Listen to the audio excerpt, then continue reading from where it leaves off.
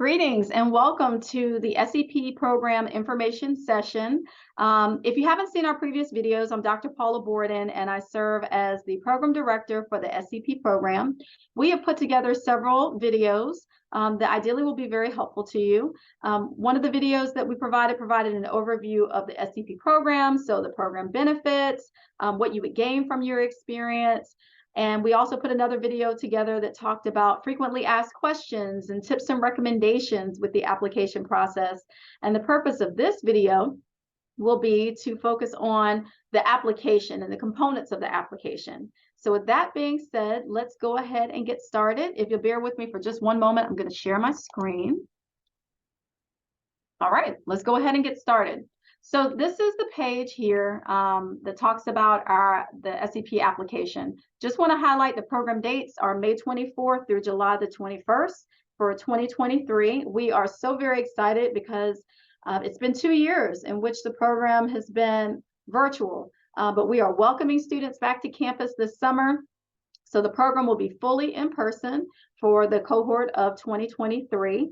I will not go into all the details here, which provide an overview of some of the things that you'll be doing over the course of the 8-week program, because there's another video in which I touched on the benefits and some of the experiences during S.E.P. So I'm going to just go ahead and continue to scroll down. So where I'm going to begin emphasis on has to do with the eligibility requirements. So the NC-HCAP office, we provide, our goal and our mission is to increase the number of students that are educated, trained, and ultimately employed across the health professions. So we work with students that are interested in nursing and pharmacy and dentistry and allied health sciences and medicine, and the list goes on. I mean, there's so many different pathways that students can pursue. However, and with regard specifically to the S.E.P program, the tracks that students would need to be on, the health professional pathways, are either medical school that you plan to apply to or dental school. So please keep in mind that when you complete the application that you know that that is your area of passion and pursuit, medical school or dental school. You must be enrolled in a college or university, community college, or an early college program. And I'd just like to highlight, in particular for those, particularly for those that are in any early college programs, that you must be 18 years of age to participate in the S.E.P program. So you have to be a minimum of 18 years of age by the time the program begins. You must be classified as a rising sophomore or a rising junior. The purpose of the program is for us to get you early on in your undergraduate studies so that we can expose you to rigorous coursework such as in physics and organic chemistry. So you must be a rising sophomore or junior. And all of our programs are really customized towards working with students who oftentimes experience hardships, or they may have challenges in navigating a career across the health professions. So S.E.P, just like NC-HCAP, our programs are really customized for students who are first generation. So they'll be the first in their families to graduate from college. Their parent or guardians have a financial hardship. They are considered to be underrepresented minorities, so specifically Native American, African American, or Latinx, and or they are a permanent resident in a rural county in the state of North Carolina. So you must fit within one of those demographics. Now, let's say you're an out-of-state student. You should still apply to the program. I certainly encourage you to do so. Just keep in mind that we give preference to in-state students. You know, we're based here at the University of North Carolina at Chapel Hill, and we certainly are very committed in terms of diversifying the pipeline across the state of North Carolina, but beyond as well. So those are the program criteria in terms of applicants' profiles.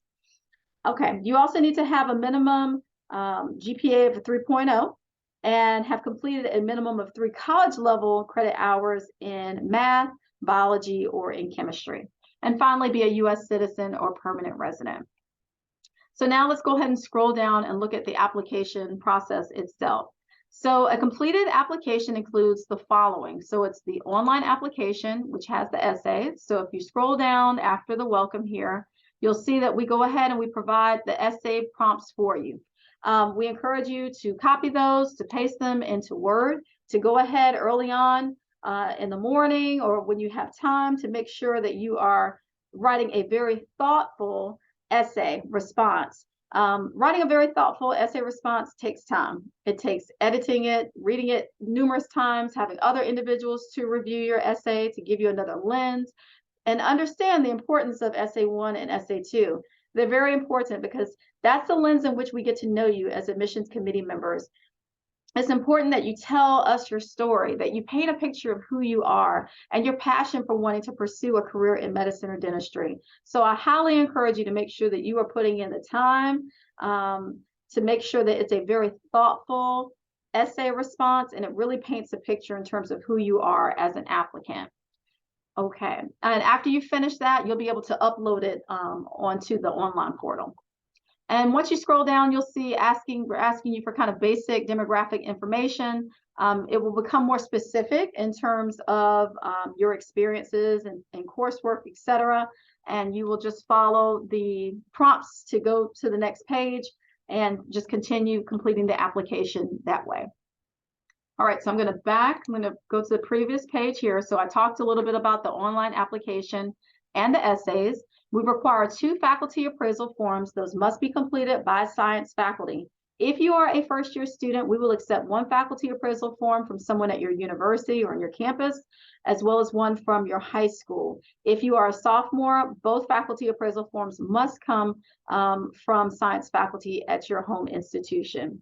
We also require 1 letter of recommendation. Now, the letter of recommendation can come from anyone who's not a family member who knows you well and can attest to your character, your persistence, your grit, why how they feel you can really benefit from participating in the S.E.P program. So this is someone who could be a mentor for you.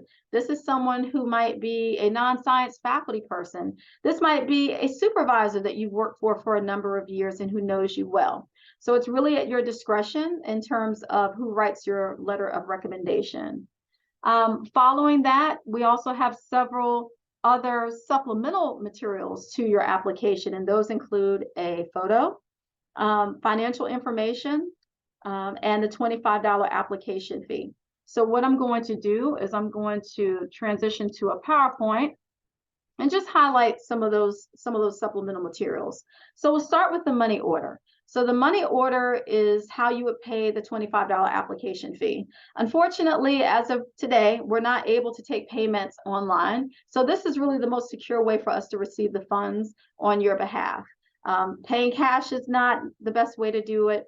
But you can pay by money order. You can either hand deliver it if you are local to our campus and hand deliver it to our office, or you can send it by mail, but it must come in the form of a money order.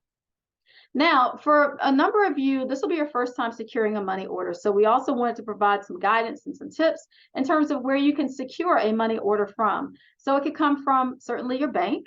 Other options could be your local CVS or Walmart, or even the post office. So these are some examples of different locations in which you can secure a money order. This is an example of what a money order will look like, whether it comes from your bank or the postal office or from another location. And essentially, this is how it would be written. So it would be for $25, and it would be paid to the order of the North Carolina Health Careers Access Program. This is the address in which you would mail your money order to. So the S.E.P program, and then here's our address where you could send it to. And we also just wanted to provide a nice photo in terms of where your money order will ultimately, where it's going. So it's a Student and Academic Services Building South. We are located on the 2nd floor. And once we receive your money order, we will add it to your application file. Now, with regard to the application and providing financial information. So it can come in the form of your parent or guardian 1040 tax form. So that would be from the most recent time in which they filed. So more than likely for a lot of folks, they haven't filed yet for this year. So we'll look at last year's 1040 tax form. It could also come in the form of your FAFSA or student aid report. So your financial information will need to come from one of the 3, 1040 tax form, student aid report, or FAFSA form. And also we get a lot of questions regarding the photo, and students will ask, Mr. Gomez or Dr. Borden, what is a professional headshot? What does that look like? So we provided some examples for you. So typically you are dressed to impress. It's from the chest up. In terms of your photo, it is only you. So we know you have a lot of great pictures with your family and your friends, but we just want to see you. And these are examples of the do's and don'ts with regard to professional headshots. So we hope that you also find that information to be helpful as well. So I'm going to transition now back to our website. So that provided some information regarding the supplemental materials and deadlines. So it's super important to always pay attention to deadlines for homework assignments and for internships and summer enrichment experiences that you are applying to. So the early application deadline is passed. That was in January. So we are already in the process of reviewing applications. But of course, it is not too late to submit your materials. Our deadline is on Monday, March the 13th. What's very important to remember is that the application will close at midnight. So I can't emphasize enough the importance of making sure that you submit all of your application materials no later than midnight on March the 13th. We accept on a rolling admission basis, so the earlier that you submit your materials, the more likely you are to secure a seat in the program. But of course, we will have seats open by the March 13th deadline in order to review applications and accept students for the S.E.P program. So I hope you have found this information to be helpful. Again, if there's something I didn't address or there's certain questions that have come to mind that resonate with you, please do not hesitate to contact our office. We are here as a resource for you. Thank you so much for your interest in the S.E.P program, and we look forward to receiving your application materials. Thank you. Bye-bye.